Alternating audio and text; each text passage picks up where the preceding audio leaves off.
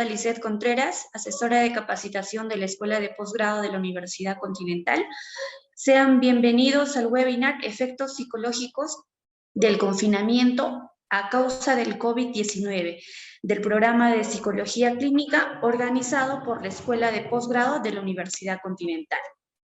El webinar se está transmitiendo en vivo, vía Zoom y a través de las cuentas de Facebook de la Escuela de Posgrado de la Universidad Continental y el diario Gestión. Sabemos que su aprendizaje es importante, por ello lo invitamos a unirse a nuestro grupo de WhatsApp, donde podrán acceder a artículos, tips del docente y descuentos exclusivos relacionados a nuestro programa. Les recuerdo que podrán acceder a la constancia de participación de este webinar respondiendo una breve encuesta al finalizar. La dinámica que vamos a seguir en esta tarde será contar con la exposición de Regina Tagliabue Ganosa y posteriormente daremos pase a la ronda de preguntas, las cuales podrán realizarse por el chat. A continuación, daremos inicio a nuestro webinar Efectos psicológicos del confinamiento a causa del COVID-19 a cargo de Regina Tagliabue, a quien tengo el gusto de presentar. Coordinadora y supervisora del internado del Centro de Psicoterapia Psicoanalítica de Lima, docente de la Escuela de Posgrado de la Universidad Continental, miembro asociado y secretaria de la Asociación Peruana de Psicoterapia Psicoanalítica de Niños y Adolescentes, miembro de la Asociación de Psicoterapia Psicoanalítica. Sin más preámbulo, la invitamos a realizar su exposición, profesora. Bueno, empezamos. Nos toca presentar este tema de los efectos psicológicos del confinamiento a causa de esta situación de pandemia que venimos viviendo a nivel del mundo y hace más de un año, ¿no? Lo que voy a traer acá leyendo empezando con esta frase es sobre todo desde la mirada de lo psicológico, ¿no? Cómo una persona se hace humana a través de otras personas, ¿sí? Que es una regla básica de la ética de Ubuntu, que es una tribu sudafricana, ¿no? Donde la lealtad de las personas y las relaciones entre estas son importantes. El ser humano no crece solo, crece con la mirada del otro, crece con otros, ¿no? Una de las cosas, listo.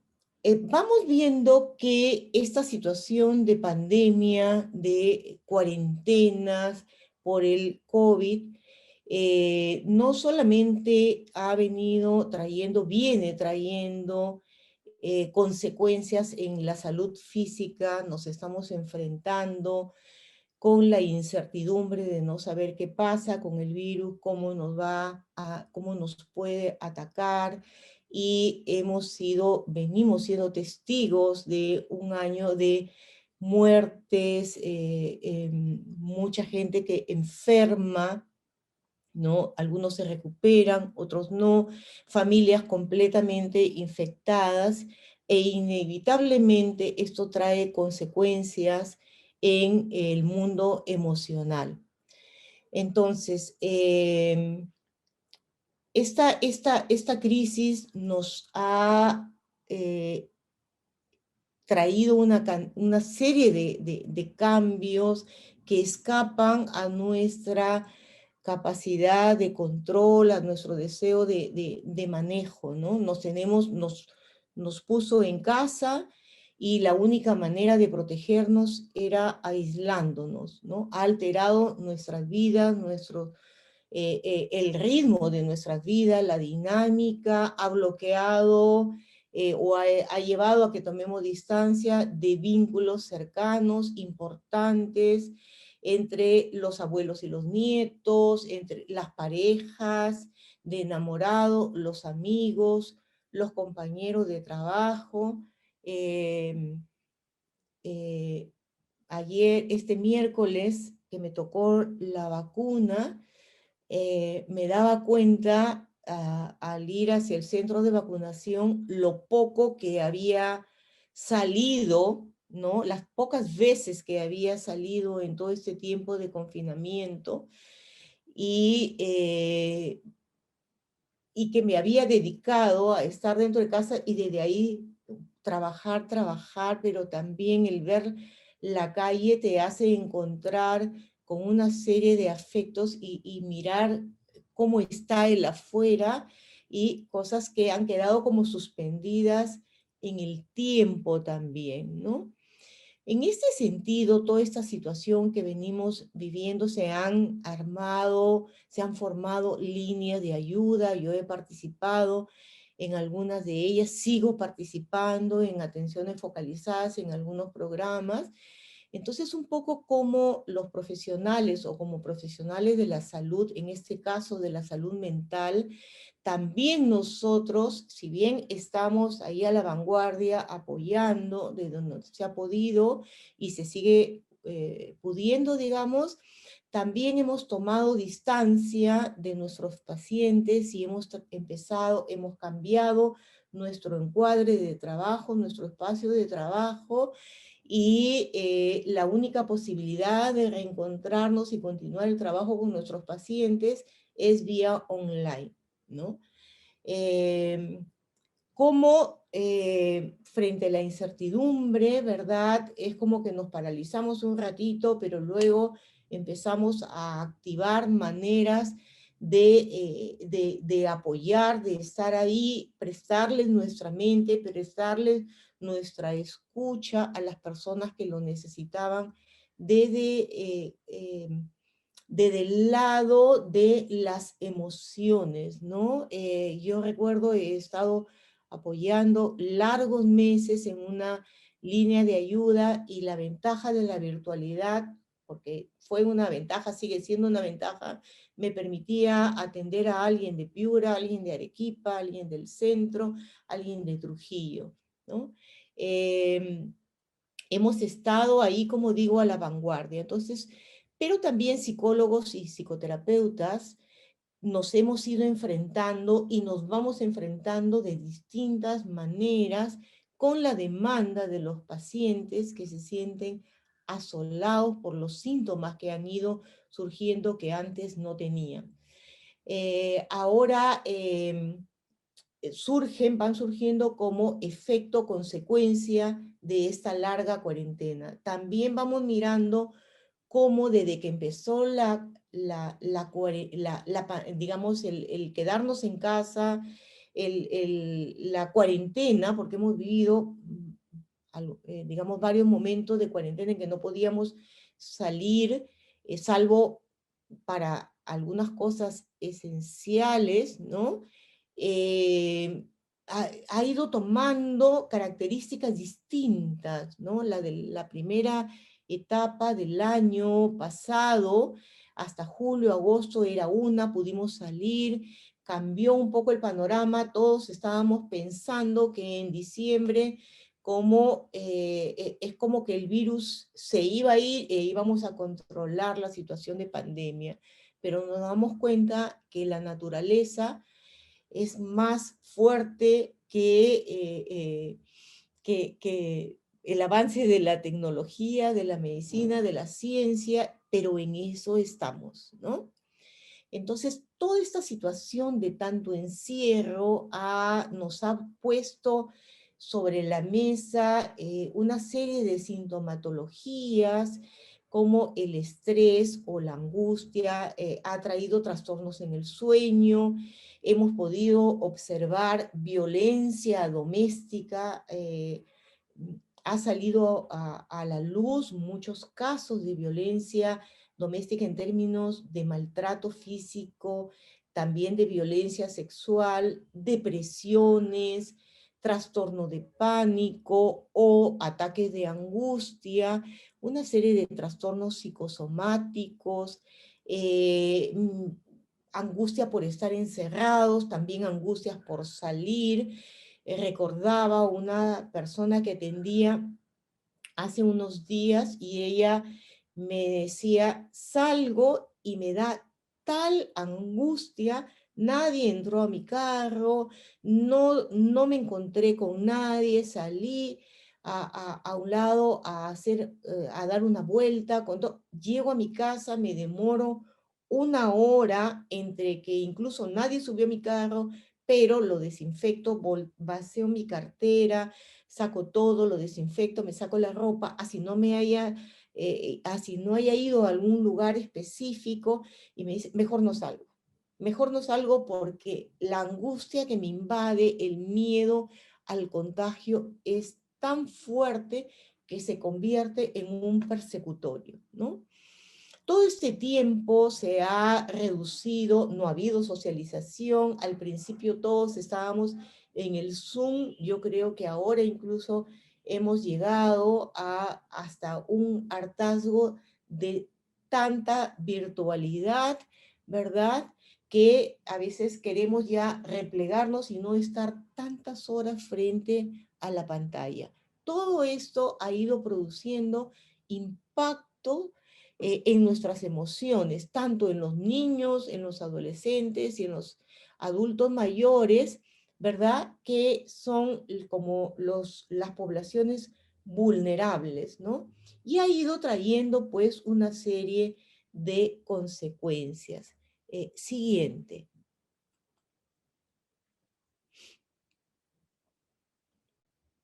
Estas medidas tomadas contra el COVID han sido indispensables, han sido necesarias, pero eso no quita que no trajera efectos en nuestra salud mental, provocando estado de confusión, desagrado, exasperación. Incluso miremos nuestras propias experiencias, es como nos ha hecho perder a veces la noción del espacio, del tiempo, ¿verdad? Y es como que vemos el mundo de afuera, las experiencias en penumbra. Por ejemplo, en una universidad de pregrado que me enseño muchos años, era, ¿volveremos? ¿No? ¿Cómo estará la universidad, el espacio, ¿no? Con los alumnos nos vamos conectando desde la pantalla, nuevos alumnos, nuevas posibilidades de establecer vínculos, de acercarnos, ver las pantallitas oscuras, ¿no? Pero también a los profesionales de la salud, hay una de las cosas que voy a traer desde mi experiencia y compartirlas, es pensar en que, por lo menos yo creía que era mucho más difícil hacer vínculos a través de la pantalla. Yo tenía pacientes que atendía de manera virtual, pero pacientes que los había atendido en presencial y que se iban a estudiar o a vivir fuera, ¿no? Pero también en términos de la intervención psicológica, terapéutica, nos ha permitido también un nuevo descubrimientos. Entonces, pero confinamiento y este salir, ¿no? Hacia afuera cuando levantaron la cuarentena, como les decía hace un rato, nos llevó a pensar que esta pandemia terminaba y empezamos a escuchar, vino la segunda ola, viene por ahí, el virus ha tenido su variante, es más fuerte, y este quédate en casa casi fue un lema y sigue siendo todavía un lema, pero que igual, ¿no? Ha ido generando un agotamiento psíquico, ha ido generando tristeza, ha ido generando mucha angustia.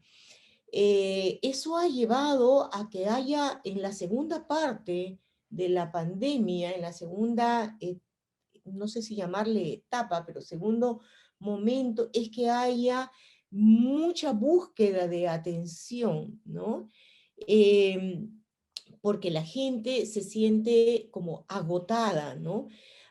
Se ha acrecentado el miedo a lo desconocido, la incertidumbre, no sabemos qué va a pasar, nos sentimos alterados, con poca paciencia, más irritable, mayor ansiedad. He tenido varios pacientes que yo venía atendiendo y que entraron como en ataques de ansiedad, que es lo que también se llama trastornos de pánico, ¿no? Mucha tristeza, somatizar, se ha visto también consumo de alcohol que se exacerbó, tabaco, y también lo que está un poco que nos da hasta temor mencionar, muchas conductas suicidas. Siguiente.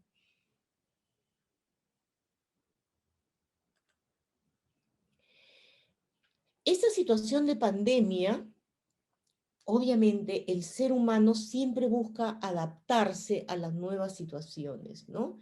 Tiene esta capacidad para adaptar, y tenemos esta capacidad para adaptarnos permanentemente. Obviamente tiene un costo emocional más fuerte para algunos, más manejable para otros, ¿no? Hay algunas personas que se han adaptado, que se adaptan con mayor tranquilidad. Por ejemplo, en mi caso, me dediqué a trabajar, ¿no? Y a atender y ayudar y a compartir con otros colegas cómo podíamos ayudar a los demás, ¿no? En línea de ayuda, también a encontrarnos desde ya y continuar el trabajo que venía haciendo en la consulta privada, el seguir enseñando ayudó mucho. Sin embargo, también buscamos entre nosotros los profesionales estas redes de apoyo, de supervisión, de acompañarnos, de aprendizaje de lo virtual, ¿no? Para calmar también la angustia, porque si bien nosotros somos profesionales de la salud, no somos, no hemos llegado de otro planeta, ¿no? También estamos pasando eh, por las mismas circunstancias. También hemos ido viendo que cada día hay personas más cercanas a nosotros que han ido partiendo, que han ido enfermando, algunos se recuperaron, o pacientes que van trayendo, me van mandando fotos de sus familiares, qué alegría, mira cómo se recuperó, ¿no? Tengo a una niña adolescente que viene muy triste porque la abuelita le atacó esta cepa tan fuerte y ella no puede creer y sigue llorando por la abuelita que perdió y no la había visto algún tiempo atrás, ¿no? Eh, Le ha reactivado una serie de emociones de tristeza muy fuertes. Entonces ahí es acompañarla más, es escucharla y es prestarle mi oído, mis palabras, porque la situación no se va a revertir, ¿no? Hay aquellos que se angustian de manera extrema también y se paralizan. Y hay aquellos que se angustian de manera extrema, se aíslan y se deprimen, ¿no? Siguiente. Entonces, ¿cómo es que vamos sacando nuestros recursos, pero cada quien en lo particular va encontrando, unos con más fuerza, creativamente, van enfrentando, otros con un mayor nivel de vulnerabilidad, ¿no? Yo he tomado a Nacio, que es un psicoanalista, como ejemplo. Mira, ahí tuve un lapsus en el año, de repente esta incertidumbre me hizo sentir, me llevó a sentir, he puesto como 20.121 en lugar de poner 2021, ¿no? A sentir que esto, ¿hasta cuándo? Nadie sabe cuándo va a terminar, cuándo va a parar. Una paciente adolescente me decía, Regina, yo creo que esto nunca va a parar, ¿no?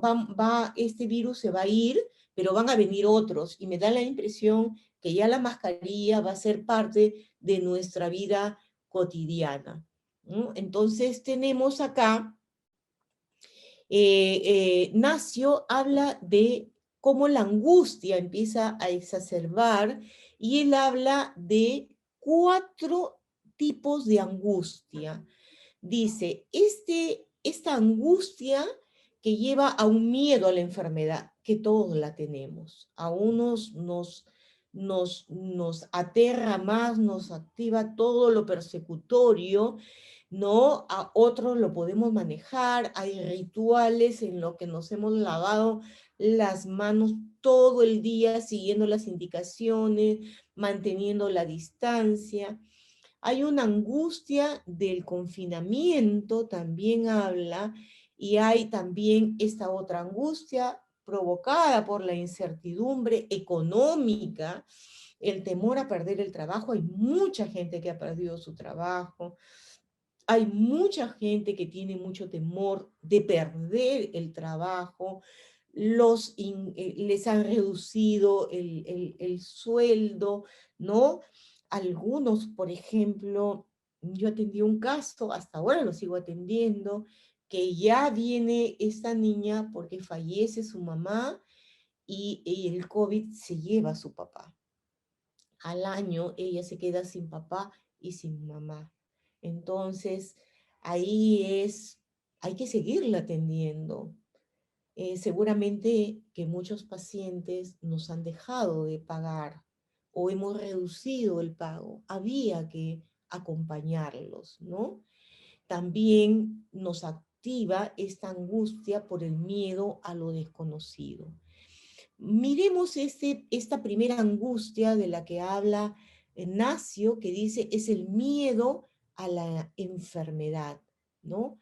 Hay un doble miedo: miedo a caer enfermo, ir al hospital y morir solo, o bien miedo de contagiar, enfermar o matar a alguien, ¿no? Es qué pasa si yo salgo, está mi mamá, están personas mayores y yo traigo sin darme cuenta el contagio, el sentimiento de culpa que me puede generar, ¿no? Entonces, he atendido casos, estuve atendiendo largo tiempo en una línea de ayuda gratuita, entonces me decían, fui a la clínica y me pedían una cantidad que jamás podíamos pagar, ¿no?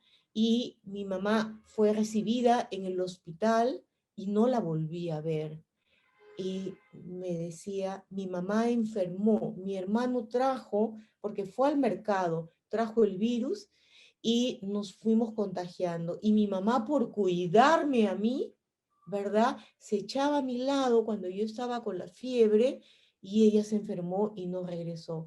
Esa chica lloraba, lloraba, y yo sé que es uno de los tantos ejemplos con los que nos ha enfrentado y nos viene enfrentando esta pandemia. Entonces, hay estos dos miedos de la enfermedad, ¿no es cierto? Enfermarme y enfermar a alguien.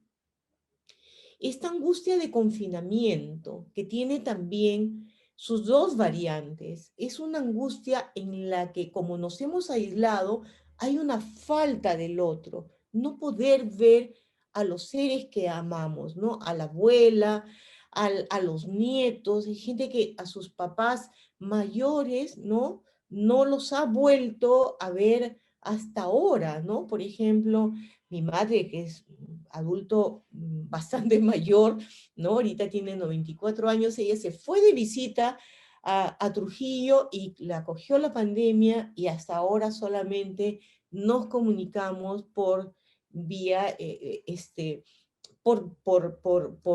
WhatsApp, ¿no? Más bien ella aprendió a usar la videollamada en la pandemia, ¿no? Entonces, como nuestros amigos, nuestros seres queridos han estado alejados, ¿no? Pero los extrañamos. Pero también el confinamiento nos ha llevado a que estemos tantas horas todos juntos cuando no estábamos acostumbrados, ¿verdad? Y ya también tenemos saturación del otro, ¿no? De la pareja, de los hijos. Los adolescentes no saben dónde encerrarse, ¿no? Porque están saturados y se sienten invadidos por los padres. Una paciente me decía, ahí está mi hija, su hija de 15 años, no quiere salir del cuarto, ni siquiera para comer, ¿no?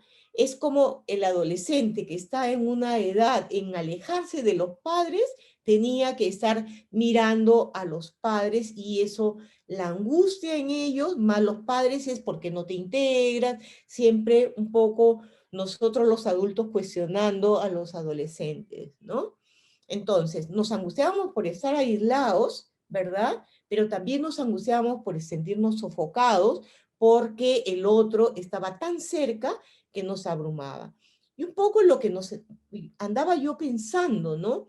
Cómo estábamos acostumbrados en realidad en la familia a que nos veíamos poquito, porque estábamos más en el espacio de afuera. Y ahora, ¿qué hacemos todos juntos? Eso ha llevado también a reacomodes o también a muchos conflictos y violencia familiar, ¿no? Una cosa es decir, yo no lo tolero verbalmente y otra cosa es pasar al acto y a actuar la violencia familiar. Siguiente, venimos con las dos angustias más que plantea Nacio, dice, esta angustia provocada por la incertidumbre económica. Hay personas que se dio como esta licencia sin goce de haber y hay un miedo a perder el trabajo. Muchas personas han perdido el trabajo y eso nos ha generado mayor angustia, sobre todo si son los jefes de hogar. Queda un miedo a quedarte como endeudado, si tenías deudas, si tenías tu préstamo o tenías que hacerte préstamos. Qué fuerte, y eso ha afectado también a la salud física, ¿no? Este miedo a lo desconocido, porque este virus no lo vemos, ¿no? Es invisible, ¿no? Pero, sin embargo, está ahí. ¿Y cómo es tan siniestro? Porque este cercano que es el conocido, en quien confiábamos, se vuelve alguien en quien ahora tememos y queremos que se mantenga alejado, ¿no? Entonces, cómo se ha ido generando estos sentimientos de pánico, de desconfianza, de angustia por falta de no saber qué va a pasar en el futuro. Escuchaba a alguna gente o algunos colegas, decía, yo ya planificaba mi año y sabía que me iba a encontrar con mis nietos y sabía que iba a tomar mi mes de vacaciones y ahora me quedé en stand-by, ¿no? Entonces, todos, porque esto es parte de un mundo compartido, ¿no? Vivimos en este momento en un mundo en el que no podemos plantear nada a futuro, ¿no? Yo tengo un hijo que es casado, que vive fuera y teníamos todo para encontrarnos con él, todo quedó en stand-by, ¿no? Aparece ese sentimiento de pérdida, de haber perdido también la mirada de ese horizonte porque no sabemos qué va a pasar, ¿no? Entonces hay una dificultad para podernos proyectar en el futuro porque no hay futuro, no hay línea de futuro, ¿no? Tenemos la esperanza en la vacuna y por eso es que la estamos, siguiente, por favor, ¿no? La estamos esperando con ansias, felizmente que en este país va avanzando, esperemos que con el cambio de gobierno siga avanzando con esta agilidad que lo ha venido haciendo, lo está logrando el gobierno transitorio, ¿no? Por un lado tenemos, mire, la angustia, la exacerbación de la angustia, y que se ha convertido, yo le llamo estado de ansiedad, pero que también se le llama ataques de pánico, ¿no? He tenido algunas pacientes, una paciente, recuerdo, no se podía mover, tenía que dar unos exámenes y ella no se atrevía a pararse para dar los exámenes, me decía, es que mi cuerpo me desobedece, ¿no? Es una angustia paralizante. También otro efecto es el tema de la depresión. ¿Y por qué la traigo? Porque en realidad todas estas sintomatologías que van apareciendo en esta situación de pandemia, no podemos decir pospandemia todavía, ¿no es cierto? En esta situación de pandemia hay que mirar también cuál es el terreno fértil para, para ella. Yo siempre uso como ejemplo la parábola del buen sembrador, ¿no? Va tirando la semilla y va a crecer la plantita en el terreno fértil. En el que no es terreno fértil, no va a desarrollar. Igual pasa con un poco las problemáticas emocionales, las dificultades emocionales, ¿no? Si no hay condiciones en mi estructura de personalidad, no va a desarrollarse, va a quedarse ahí. Pero Nacio nos trae un poco, dice que una de las cosas que se detonan en esta pandemia es la depresión, ¿no? Que es por la incertidumbre también. Pero él dice, es una depresión distinta al cuadro depresivo, ¿no? Es una depresión en la que pasa la pandemia y se va a ir, ¿no? Entonces, yo, por ejemplo, en lo personal me preguntaba, eh, tenemos con mi esposo una pareja de amigos muy cercanos que siempre nos encontramos con mucha regularidad, que ahora hemos dicho, porque nos estamos vacunando por la edad, ¿no es cierto? Después que tomemos el tiempo de la vacuna nos vamos a encontrar. Y todo este tiempo ellos han dicho no, no, ni siquiera a la distancia, porque es que estamos aterrados. Por eso es que digo un poco lo siniestro, es que ese a quien abrazábamos, ahora queremos mantenerlo a la distancia.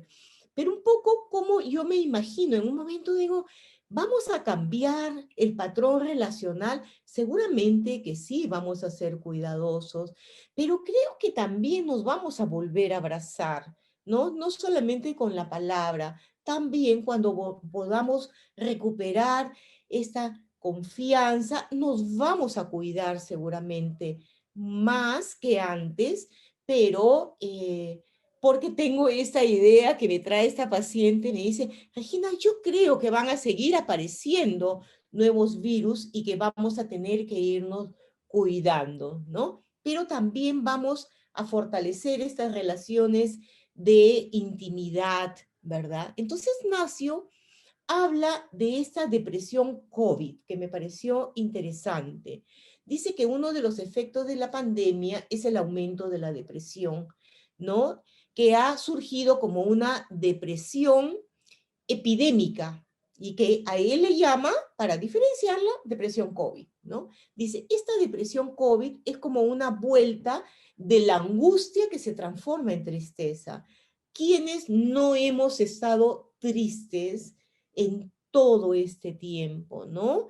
Tristes no solamente porque lo que nos pasaba, es ver cuánta tristeza, cuánto duelo que está todavía ahí suspendido, no procesado, cuántas pérdidas, cuánta gente aún que no conocemos, cuánto dolor humano de pronto de no ver a personas familiares cercanos y a veces es uno un día, a los 2 días, el otro, ¿no? Familias enteras se han perdido y sé de casos que quedó uno solo, ¿no? Entonces creo que es una experiencia compartida de mucha tristeza, ¿no? Yo dejé de ver noticias, ¿no? Aparte que no me gusta mucho ver televisión, no soy tan afín a la televisión, pero prefería yo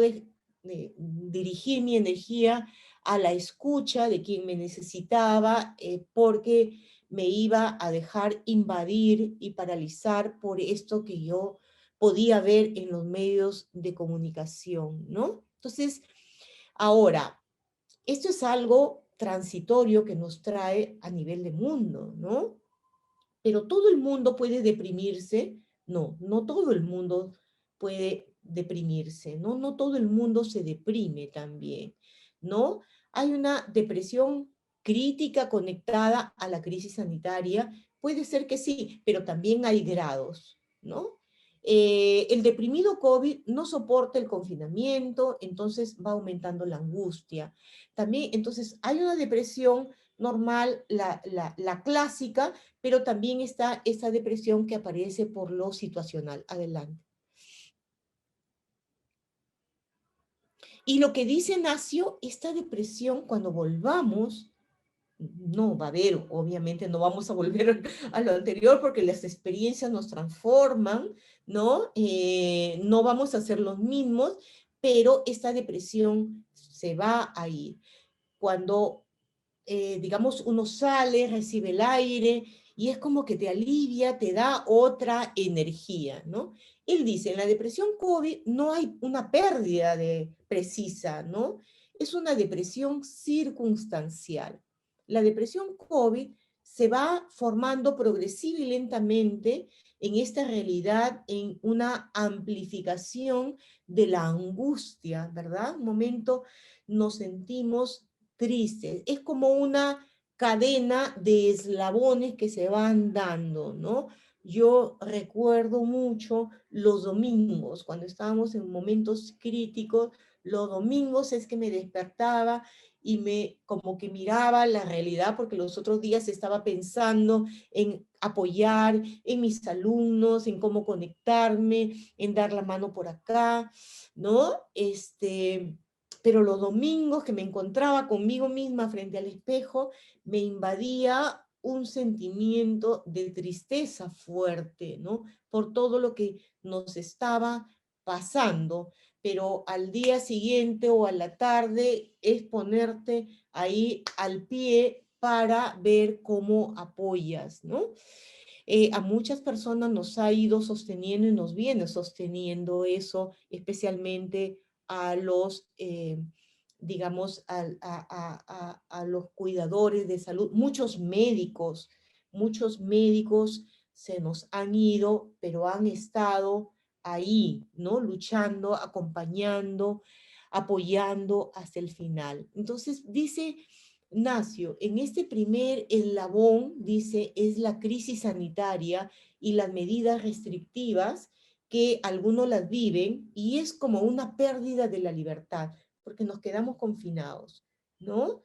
El segundo eslabón es que va creciendo la angustia porque no salimos, sentimos que hemos perdido la libertad. Es lo que me decía una paciente adolescente. ¿Sabes qué? Si yo decido no salir, es una cosa, pero si me prohíben salir, la angustia, ¿no? Me invade. ¿No? Este tercer eslabón es un poco la exasperación, porque ya empiezo a estar cansada, a estar enojada, que eso se ha ido viendo en la última parte, ¿no? Las personas, hacia fines del año pasado, ya veía que las personas muy pronto perdían la tolerancia y hay una tendencia ya a poner en el afuera la responsabilidad, porque por tanto encierro, eso nos produce enojo y activa la agresividad. Si no tenemos conciencia de esto que nos va pasando, obviamente la vamos a actuar y vamos a atacar al más vulnerable, ¿no? Este cuarto eslabón que plantea Nacio de esta depresión COVID-19 es ya el agotamiento, el cansancio. Del enojo pasamos al cansancio, al agotamiento, y es como si uno se cansara también de enojarse, no sabe a dónde dirigir esta energía, porque nosotros necesitamos colocar nuestra energía, así como cuando invertimos, ¿no? O nuestro dinero en alguna compra en el banco, en algún negocio. Nosotros, los seres humanos, necesitamos colocar la energía, liberarnos y recoger una energía de vida también. Hemos perdido los vínculos por el distanciamiento, personas muy cercanas que se fueron. Entonces, eso nos ha ido generando rabia, enojo, ¿no? Pero ya después ya no sé con quién enojarme, ¿no? Entonces, eso me produce agotamiento. Y este quinto eslabón, un poco como este enojo, ¿a dónde se dirige? Viene contra mí, que es la depresión, ¿no? Es muy importante porque ahí es donde dice Nacio que aparece la depresión COVID, ¿no? Adelante, que no es una depresión como un cuadro depresivo. Siguiente, dice, la depresión COVID es una depresión que eventualmente termina y terminará cuando termine la pandemia, ¿no? Los síntomas son menos intensos que una depresión reactiva, ¿no? Eh, mm, ya, voy rápido por el tiempo. Eh, es reactiva frente a las circunstancias y va a durar mientras esta crisis sanitaria, ¿no? Una persona triste, deprimida, caracterizada por la angustia, la ansiedad y la inquietud. Estamos inquietos, ¿no? Es una tristeza ansiosa, es una tristeza atormentada por estos miedos, por esta incertidumbre. No es una tristeza apagada como es en la depresión como cuadro clínico, clásico, digamos.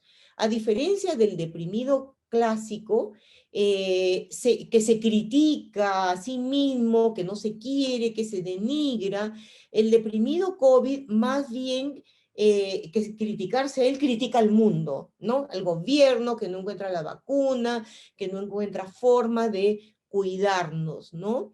En lugar de decir yo no soy bueno, soy mediocre, soy nulo, más bien va a decir es este presidente, este sistema de salud, este sistema educativo, entonces lo pone hacia afuera, entonces no se carga. Entonces la agresividad no va hacia adentro, va hacia afuera. En cambio, en la depresión clásica que viene como cuadro clínico, más de continuidad, digamos que no se va a ir con la pandemia, pero que de repente si la pandemia la detonó, ¿verdad? Va hacia adentro, ¿no? Entonces, la depresión COVID y la depresión clásica sí tienen algo en común. Es que la persona que se deprime ya era antes una depresión, una persona frágil, ¿no? Pero sin embargo, de repente transita con la pandemia y queda ahí un foquito, pero en una depresión clásica se puede agudizar por la pandemia, ¿no? Entonces ya hay ese terreno que yo les ponía con el ejemplo de la parábola del buen sembrador. Hay un terreno favorable para la depresión, ¿no? No todo el mundo se deprime porque hay mucha gente que no tiene ese terreno frágil, digamos, que va a acoger la afectación, ¿no? Adelante. ¿Qué ha sucedido con los adolescentes, los niños, los adultos mayores con este confinamiento? ¿No? Los adolescentes sí han estado pegados al techo, ¿no? Pero es curioso, a ellos no les preocupaba lo que les preocupaba a los adultos, ¿no? Para ellos es más ligero el tema del contagio, ¿no? Para ellos lo que los ha angustiado es estas medidas restrictivas, que no podían verse con el enamorado, con los amigos. Sin embargo, por ejemplo, tengo paciente, una adolescente que vive fuera, ella soñaba con ir al colegio y ahora que reactivaron la escuela presencial, entró en unos ataques de ansiedad muy fuertes, porque creo que también el encierro nos generó, ¿se acuerdan cuando hablé de estas claustrofobias, ¿no? El afuera, también salir ahora nos genera mucha angustia, ¿no? Pero para el adolescente, ha sido como un atentado el estar en casa a su intimidad, porque ha estado, no sabía dónde ubicarse, porque se sentía invadido, también a su privacidad y a la pérdida de su libertad, ¿no? Entonces, esto los ha puesto tristes, ansiosos, irritables.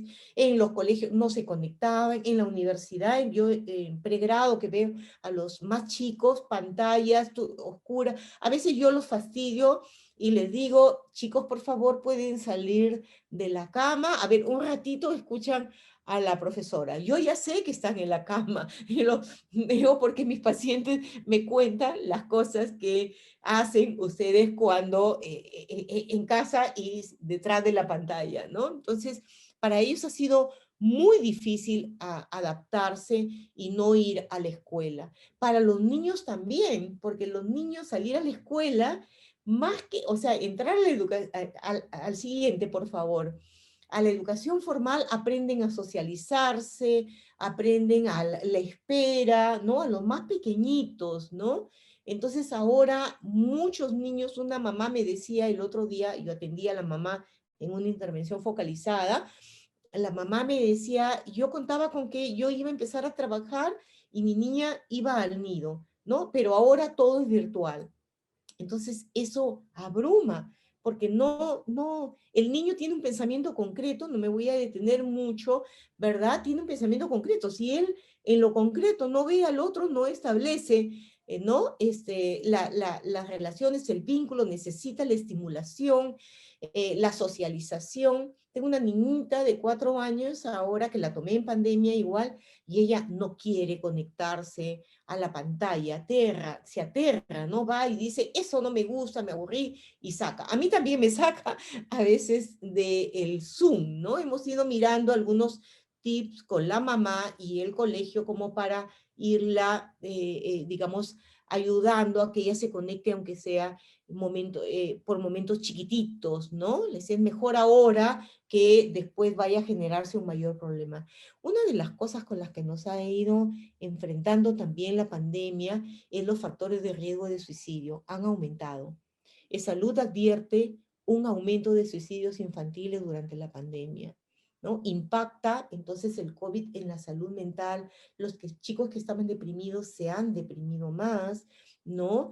Hay, frente también al fallecimiento de sus seres queridos, trastornos mentales a veces de base que se han reactivado en la adolescencia. La adolescencia es una etapa muy vulnerable, entre otras cosas, ¿no?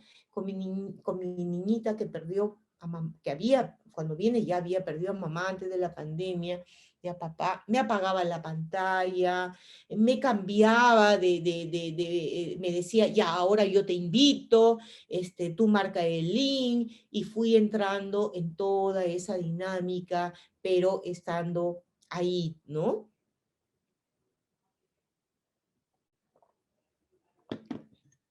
A veces hay en los adolescentes depresiones silenciosas que ellos no van dando cuenta y de pronto pues se reactivan en estos eventos violentos contra ellos mismos por tanta ansiedad, por perder el sentido, ¿no? No voy a entrar a profundizar, pero sí ha reactivado el estar encerrados, ¿no? Eh, Sé de varios casos, ¿no? Eh, el otro día alguien me decía, mira, vino una chica para vivir en mi departamento, ¿no? Que eran varios estudiantes que estaban viviendo. La chica llegó, se bañó y se tiró. Esa noche estuvo 2 horas en el departamento donde vivimos varios chicos universitarios, y simplemente de pronto nos tocaba la puerta de la policía, no sabíamos y no entendíamos, y nos dijeron, una compañera de ustedes se ha tirado del balcón, ¿no? Eh, Cómo el encierro ha reactivado estos trastornos que ya estaban y que a veces vienen desde la infancia y no nos hemos ido dando cuenta, ¿no? Otro elemento condicionante es la sensación de pérdida, ¿no? Todos tenemos a un conocido, como decimos, que ha sido separado de una persona querida a causa del coronavirus, y eso también puede llevar a una depresión. Como les decía, tengo adelante el siguiente, a esta niña adolescente, digo esta niña porque la veo mucho tiempo, ¿no? Y la tristeza que va escapa a ellos, los papás les dicen, pero tendrías que sobreponerte, ¿no? No es fácil, no es fácil, ¿no? No es fácil para los chicos cuando uno ve niños, adolescentes, no es fácil. A veces los adultos, no es que no queramos entenderlos, sino creemos que ellos miran las cosas como nosotros con toda nuestra experiencia y no es así. La Organización Mundial de la Salud ha planteado que más de 80.000 personas cada año mueren por suicidio, y esta es la segunda causa principal de muerte entre los jóvenes de 15 a 29 años de edad. Acá, en Lima, en el Hospital Sabogal de Salud, ubicado en el Callao, a través del sistema de teleconsultas, se atendió durante la pandemia a 1.114 personas con problemas depresivos. De este número, 234 son menores de edad. Siguiente, por favor. Miren, esto es como la depresión también es como una enfermedad o un dolor que va en silencio, como las termitas, ¿no? Van comiendo por dentro y de pronto, sobre todo el adolescente, pasa el acto y uno no se dio cuenta y después se reprocha y dice, ¿cómo no me di cuenta? ¿No? Es mejor tener a un adolescente que hace bulla, que se pelea, a uno tranquilito, silencioso, ¿no? En los adultos mayores, también este confinamiento, el no salir, ha traído efectos en su salud mental, ¿no? Insomnio, que no solamente en el adulto mayor ha estado, pesadillas, que también no solamente en el adulto mayor, pero también el miedo a la muerte, porque además ellos están próximos, elaborando estos duelos, ¿no? Entonces han habido síntomas de ansiedad generalizada, depresiones, sintomatología de lavarse todo el día las manos más de la cuenta, desinfectarse por toda la angustia al contagio, ¿no? Sí se han agravado esas condiciones psiquiátricas. ¿Por qué? Porque el encierro hace que uno no conecte, incluso en términos de las de las de los neurotransmisores, ¿no? Que nos conectan, la serotonina, ¿verdad? Que es lo que nos permite estar activos. Al no tener diálogo, vínculo, al no hablar, se van como secando, se van como enfriando y no nos permiten establecer nuevas conexiones y nuevas producciones, porque es que somos seres que crecemos en el vínculo, ¿no? Adelante, ha traído demencias seniles, ¿no? Y ha reactivado depresiones, Alzheimer, ¿no? ¿Qué nos toca vivir en estos tiempos, no? No se trata de repente de, dice Gabriela Renault, no se trata solamente de una época de grandes cambios, sino que estamos ante un cambio de época, ¿no? Nosotros, los psicólogos, los terapeutas, atendíamos en nuestro consultorio de una manera y de pronto todo se convierte en virtual, ¿no? Se pierde el espacio privado, de repente hay terapeutas que tienen que atender en su casa, porque su consultorio está lejos. Algunos han dejado su consultorio porque no podían seguir pagando un alquiler si no habían suficientes ingresos también, y en su casa han transformado un espacio para la atención. Entonces nos ha cambiado, nos está cambiando el chip, nos está abriendo posibilidades, pero también nos está llevando a que en la emergencia resolvamos esta situación en la que no podemos encontrarnos con el otro, ¿no? Entonces estamos transitando como decía en un texto, en una pandemia mental que se expresa en múltiples y diversas manifestaciones en todos los ámbitos, ¿no? Se está incrementando mucho, ha crecido mucho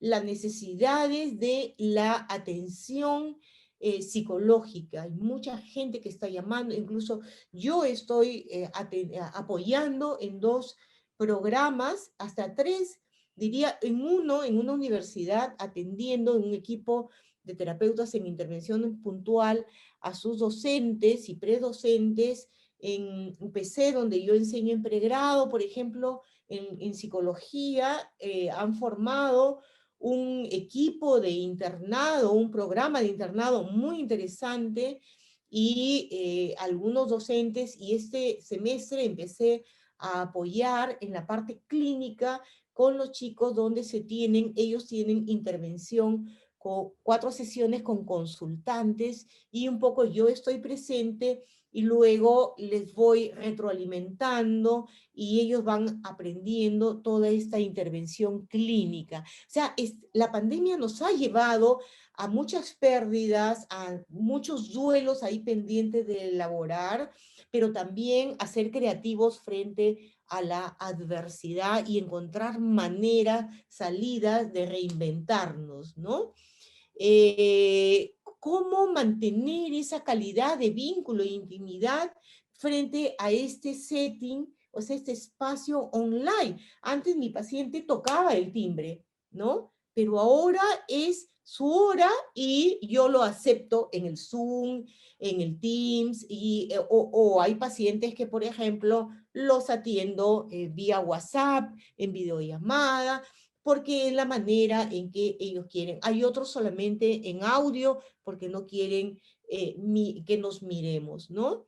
Entonces, ¿cómo precisamos pues de una escucha? Nosotros los, los, los terapeutas, los promotores de salud, de una escucha al paciente que promueva, contemple esta privacidad, esta intimidad desde sus narrativas, y garantizarles la ética del cuidado, digamos, del respeto a su privacidad, a que él nos pueda contar lo que decida contarnos, y nosotros guardar celosamente lo que nos está confiando, ¿no? La confidencialidad, ¿no? Entonces, cómo el escuchar permite que ellos se narren, que entremos en sintonía y en sincronía, y que le vayamos ayudando a integrar esto que él nos trae de manera flexible, de manera constructiva, dándoles esta continencia empática. Siguiente.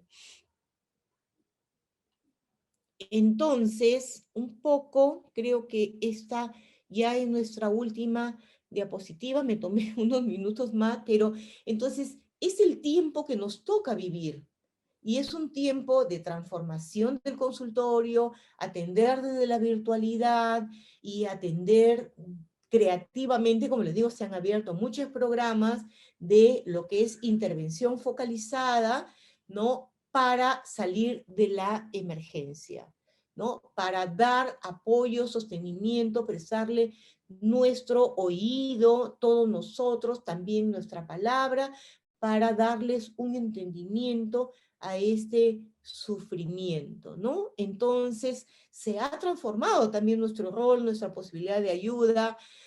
Por ejemplo, yo tengo una coordinación de un internado en un centro, en el CPPL, en el Centro de Psicoterapia Psicoanalítica de Lima. Yo miro el internado, dije, ¿qué nos reinventamos con los internos de psicología?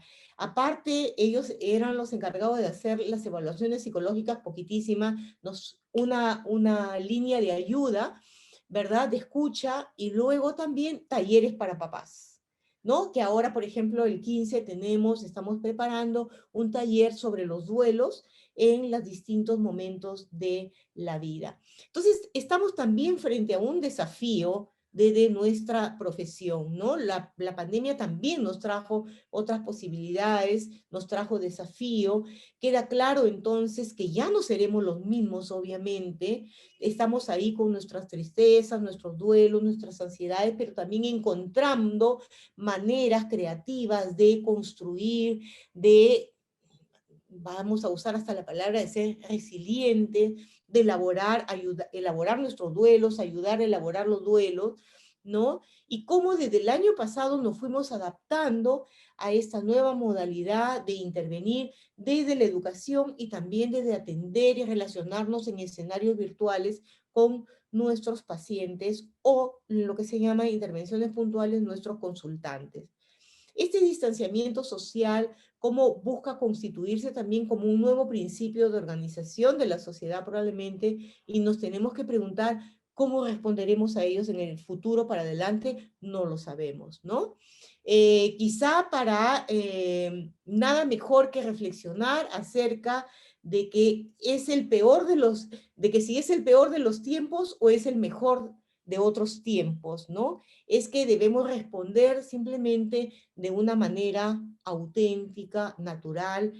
Entonces hay colegas, ¿no? Y alumnos también que dicen, pero es que ya no le podemos mirar al paciente de cuerpo entero, pero de repente no lo miramos de cuerpo entero, pero en la pantalla ahora miramos desde otro ángulo, desde otro cuadrado que nos permite ver cosas, aspectos en el vínculo del cuerpo que antes no mirábamos, ¿no? Creo que miramos más el rostro, nos encontramos con el rostro, le damos figurabilidad también al paciente cuando le ponemos en la pantalla en la que nosotros nos hacemos chiquitos y ellos están acá en el centro, ¿no?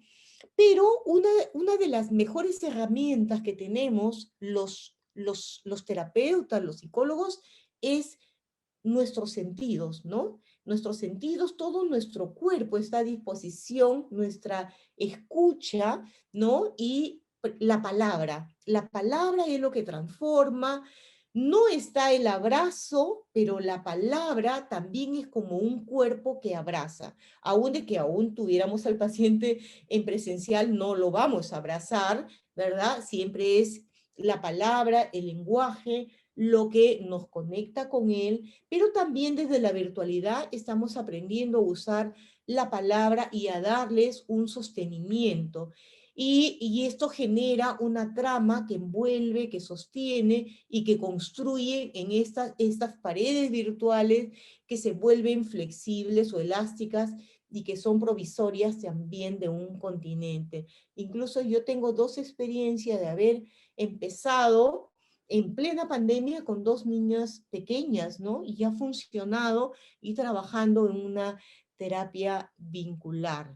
Muchísimas gracias. Espero que les haya traído algo que nos permita pensar. Creo que hay preguntas. Muchísimas gracias, Regina, por este importante tema. Ahora a continuación pasamos a la ronda de preguntas y la primera interrogante es, la resiliencia juega un rol muy importante durante la cuarentena. ¿Cómo desarrollarlo de manera consciente? Me dices la resiliencia, ¿verdad? Sí.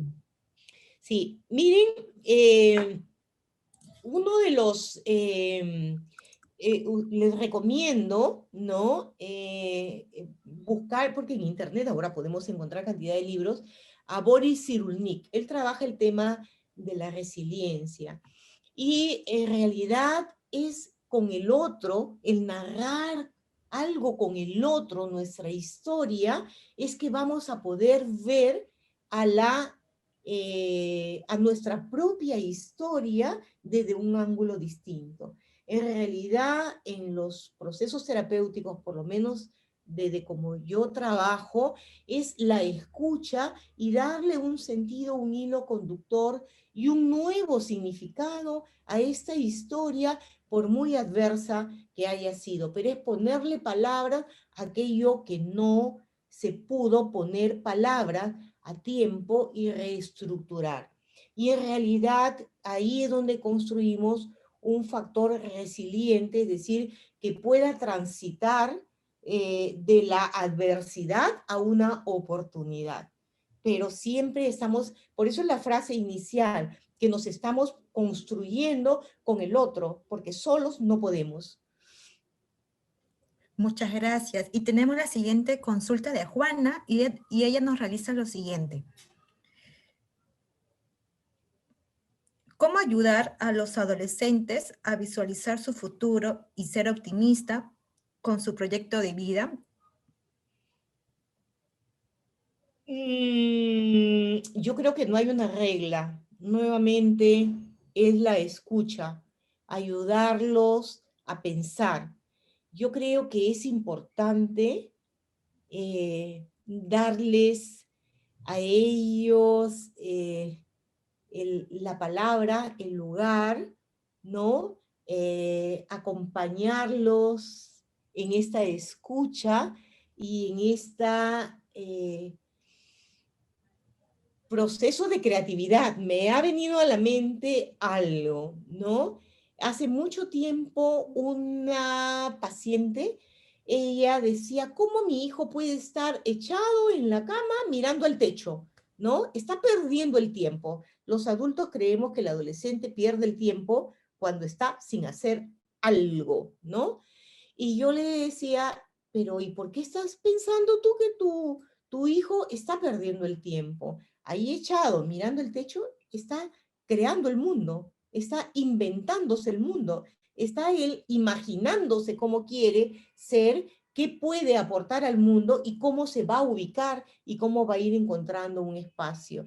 Tendemos mucho a creer que tenemos que llenar de actividades a los niños y a los adolescentes. Es bueno dejarlos también con un espacio libre porque el no hacer algo va a generar un vacío y eso va a dar lugar a la creatividad y a la posibilidad de hacer algo nuevo. Cuando los llenamos mucho de actividades, si quitamos uno de los ladrillos, no sabe qué hacer y no sabe resolver. La necesidad, la urgencia es lo que te va a llevar a la creatividad. La siguiente pregunta es, ¿qué impacto va a tener esta nueva forma de estudio en los niños? La virtualidad, ¿se Sí, refiere a eso? a la virtualidad. El año pasado, con una colega presentábamos en el CPPL el tema de justamente los aparatos electrónicos y en el desarrollo del niño, ¿no? El niño es muy sensorial, ¿no? El niño es muy sensorial, el niño su desarrollo inicial, digamos, su primera mente es sensorial, él aprende con los sentidos. Entonces, por ejemplo, pero ya antes de la pandemia hay una tendencia a ponerlo mucho frente a la pantalla.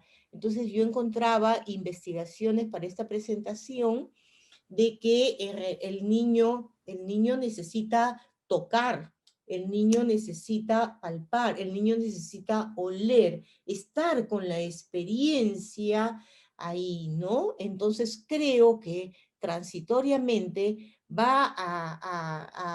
se pierde en la pantalla la posibilidad de oler, de tocar, y se angustia también frente a la pantalla. Por eso es que muchos niños no quieren estar frente a la pantalla mucho rato y algunos se niegan, pero creo que mientras hay que ir generando algunas actividades que a él le ayuden a, voy a poner, no sé si la palabra adecuada es compensar, ¿verdad?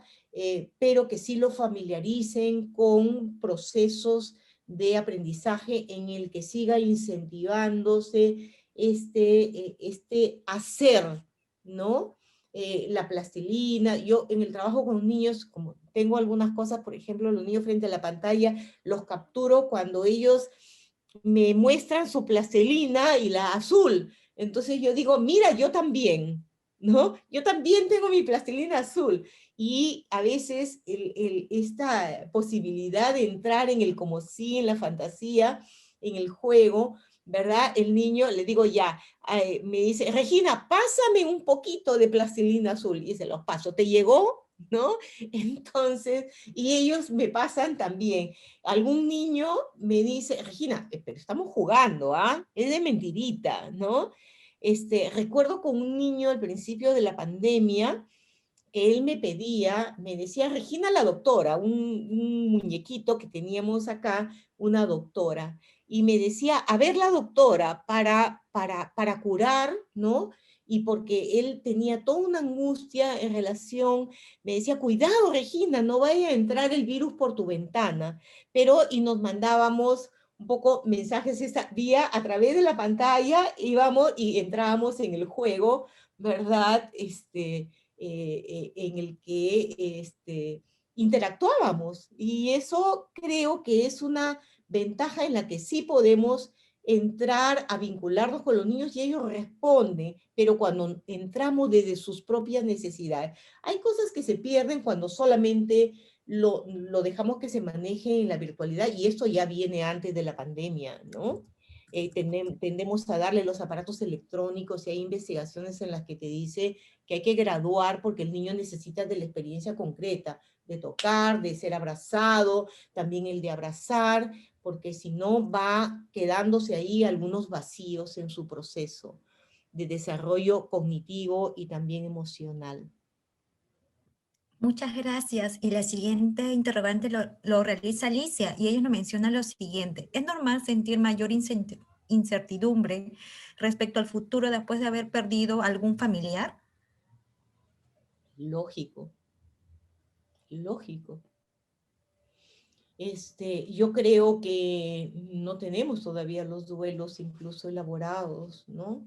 Porque seguimos enfrentándonos con todo un tema social y más si es alguien cercano que ha estado ahí contigo, es lógico, ¿no? Creo que nuestra tarea, nuevamente digo, es prestar ese espacio, ese continente para poder ayudar a elaborar, a procesar esta pérdida que no es fácil, ¿no? Les estoy comentando de mi adolescente, mi paciente que tiene 20 años y la conozco a ella de años atrás porque la atendí chiquita y entiendo la abuela, yo la conocía y me dice, Regina, me vienen las imágenes de mi abuela y ella llora y yo estoy ahí acompañándola y llora más, otras veces habla, ¿no? Entonces ya el saber que estoy ahí, creo, porque ¿qué le puedo decir? Es una realidad, ¿verdad? Es simplemente estar en disposición de estar al lado de ella, ¿no? Sí, y el miedo, ¿no es cierto? El miedo a que podamos tener otra pérdida, porque ese virus no se ha ido, ¿no? Y la siguiente pregunta lo realiza Catherine y ella nos menciona, ¿cómo se maneja la inteligencia emocional en tiempos de COVID? Complejo, porque tiene que ver con toda la afectación, creo yo, de esto que les planteaba con la parábola del buen sembrador, ¿no? O sea, yo creo que la manera en que podemos manejar es que si vemos que hay algo que la persona, una situación que la persona no puede ya controlar, autorregular, es buscar ayuda, ¿no? Esa es la manera de manejar con lo emocional, porque la inteligencia emocional se construye, es un concepto muy teórico, muy etéreo, muy abstracto, ¿no? Entonces creo que también hay que reconocer que necesitamos al otro y de un especialista para que nos pueda acompañar. Por eso es que planteaba que hay un incremento de solicitud de ayuda emocional, ¿no? Ahí estamos, no solamente los médicos, sino los psicólogos, estamos ahí eh, en disposición. Hay mucha demanda y hay muchos programas. A mí me ha llamado la atención la solidaridad, ¿no? Hay muchos programas en que están ahí en disposición para una escucha gratuita. Cuando la persona no tiene los recursos emocionales en ese momento, no es que vamos a forzar una inteligencia emocional. Hay personas que son mucho más vulnerables. Por eso hablé de un terreno fértil para recibir un poco la angustia, la depresión, ¿no? Y hay que reconocer que a veces necesitamos al otro y la ayuda especializada, ¿no? Muchas gracias, profesora Regina. Y para culminar, tenemos la última pregunta y es la siguiente. ¿Cómo ayudar a los demás en caso de los efectos psicológicos de la pandemia?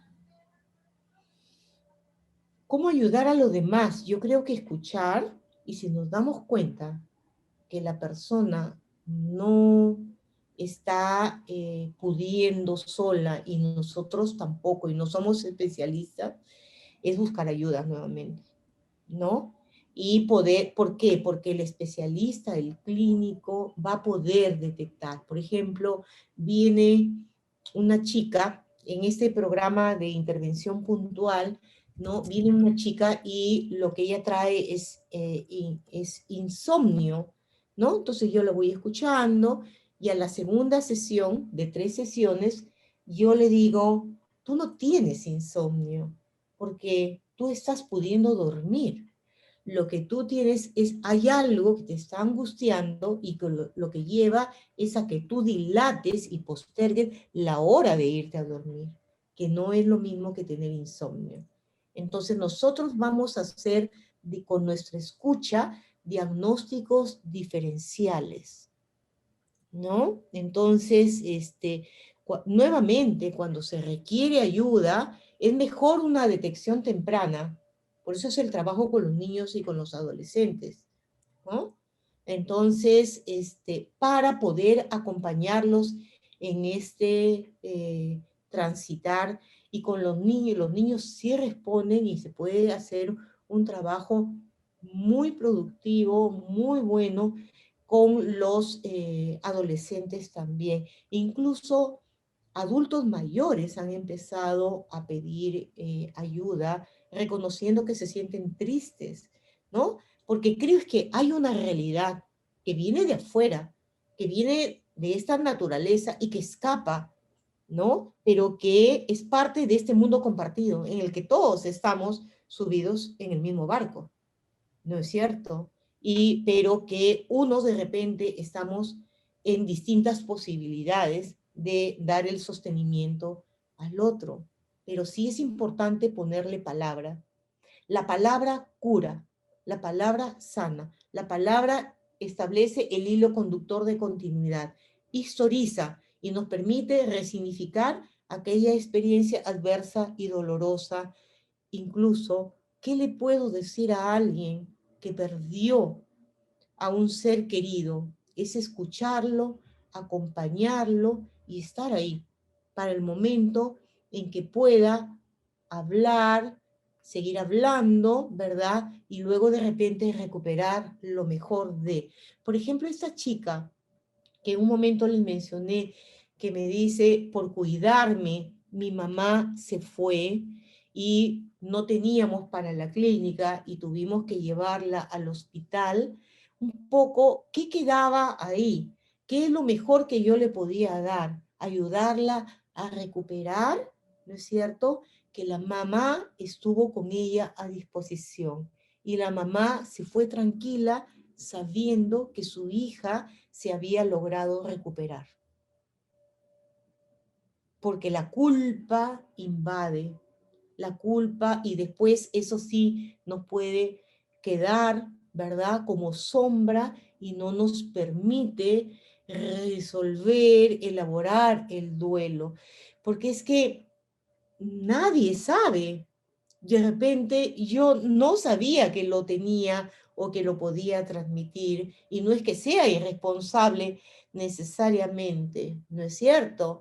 Y se llevó, hay gente que ha salido porque tenía que trabajar, ¿no? Entonces yo creo que en cada caso hay que darle también un entendimiento, ¿no? Pero a la emoción, estar tristes no es malo.